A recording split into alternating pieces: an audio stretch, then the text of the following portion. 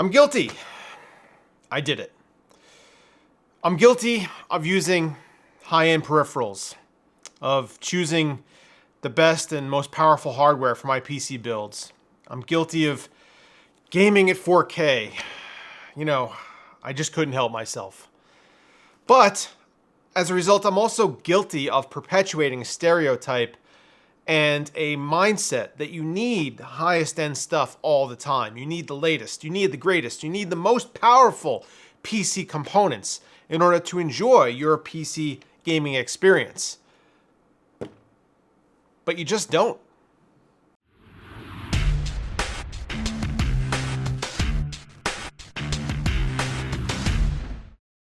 An unfortunate trend that I've noticed in the past few years is that the FPS counter in the top left-hand corner of your screen has become as much the game for some people as the actual game itself that's on your PC. Now, let me explain. Certainly not everybody is guilty of this, and I know that a lot of people still game just the game.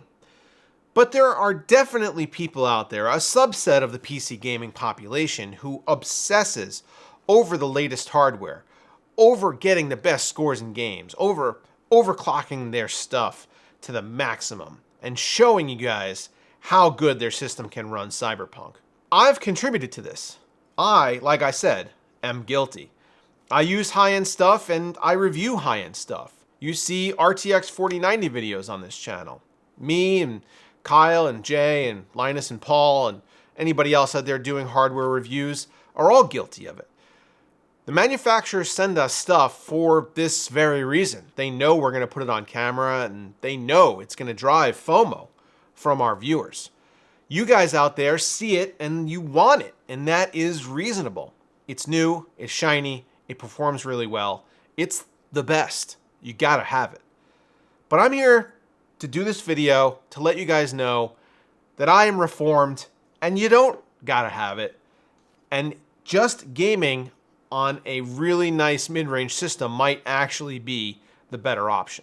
Now, I got this PC from Jawa.gg a few months ago. I actually met up with the local builder and bought this for what I thought was a pretty reasonable price. And if you guys are interested in that video, you can find that right up there. But when I bought it, I wanted to pair it with a reasonable set of peripherals. And so Jawa actually gave me some extra budget allowance to go on and purchase a set of keyboard, mouse, and headset to pair with this system to see what an experience is like for a budget builder. So let's back up and just refresh you guys on what this system is. This was built, like I said, by a local builder here in Maryland. It's got a Ryzen 5 3600, 16 gigs of DDR4 memory, a 512 gig NVMe M.2 drive, and a gigabyte RTX 2070. By no means the latest, by no means the greatest, and by no means something that somebody would confuse with a super high-end build. But still extremely capable and extremely possible to have a good time using it. I decided to pair this with a set of peripherals, a keyboard, mouse, and headset that I also got from Jawa for a total of $100. So that is this Razer Black Widow Tournament Edition keyboard with, unfortunately, blue clicky switches, but we're going to ignore that. But that was only $32.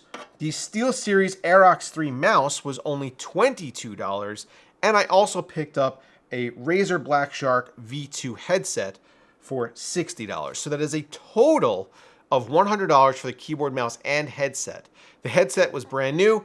These two had seen some very, very light use, and honestly, just looking around them, I can't really see any noticeable indications that they had been heavily used in the past. They all came with their retail packaging, and it was like they were new products. I decided to pair this system with a high refresh rate 1080p monitor.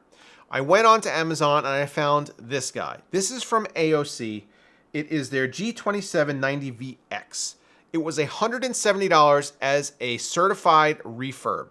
And it's a 1080p VA panel, 144 Hertz, 1 millisecond response time, and FreeSync Premium.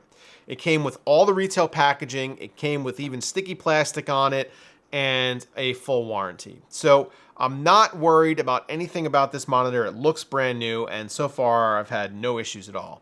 So if you were to go out and build this system on your own, and then buy some peripherals, say from Jawa, and then add on this monitor for $170 from Amazon, and kick in $20 for a Windows key, which you can find me talk about in this video right up here in the corner, you're talking under $900 for a full gaming setup that's very capable of pushing this 144 hertz monitor to the max.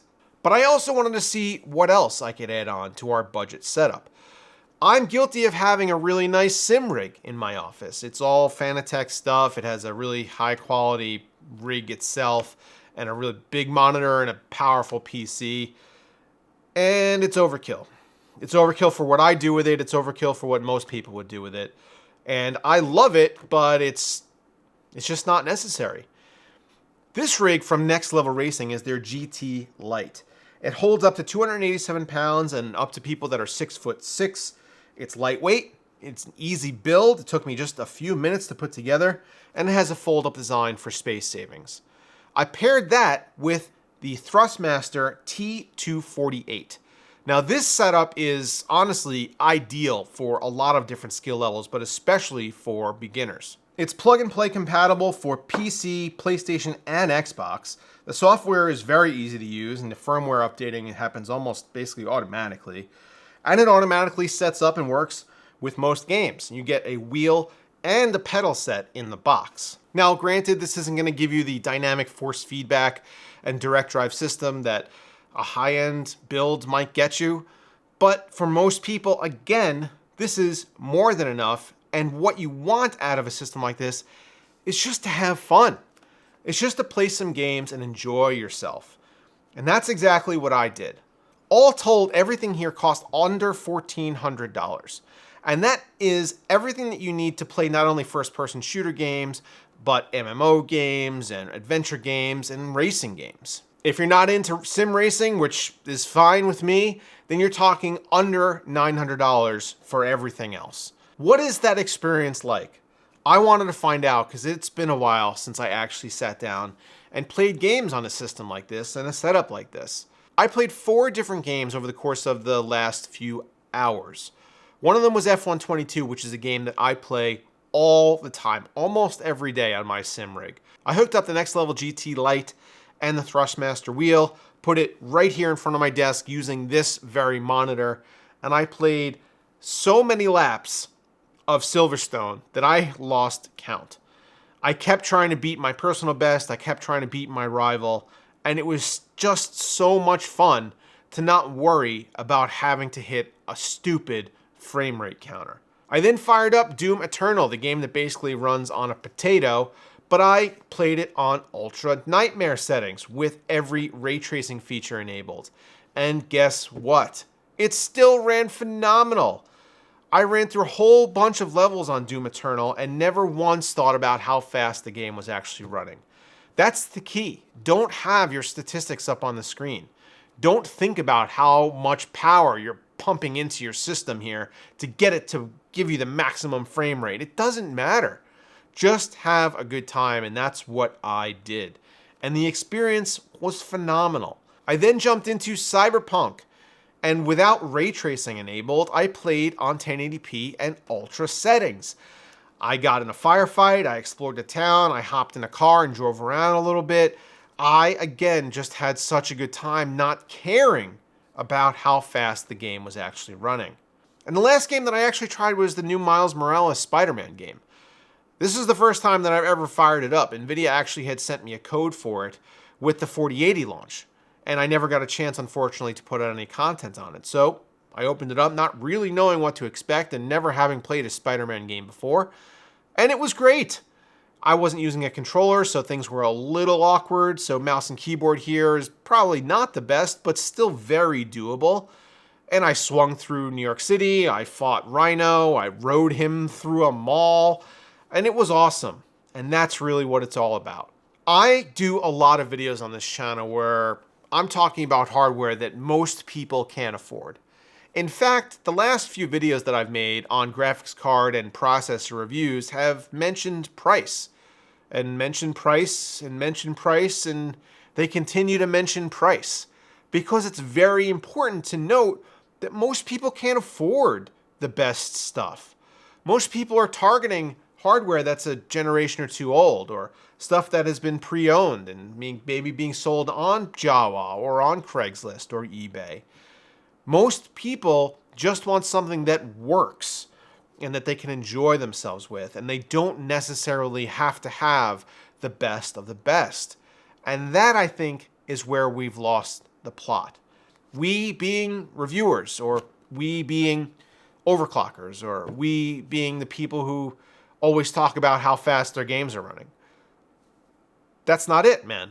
We got to get away from that. We got to get back to basics. We got to get away from what's killing PC gaming, and that's the competitive nature between players, but not in the game. The competition for who can have the best stuff, or who can talk the biggest game, or who shows the biggest number in their frame rate. It's not important. It doesn't matter, and we need to stop it, because this is really what it's all about, and I'm really glad that I got to experience it today, because this was a ton of fun. I hope you guys enjoyed this video too. Links for this stuff is going to be down below if you're interested to see where exactly I got it, or how much it cost, or what the parts lists are. And as always, guys, have a good holiday season, and I'll see you next time.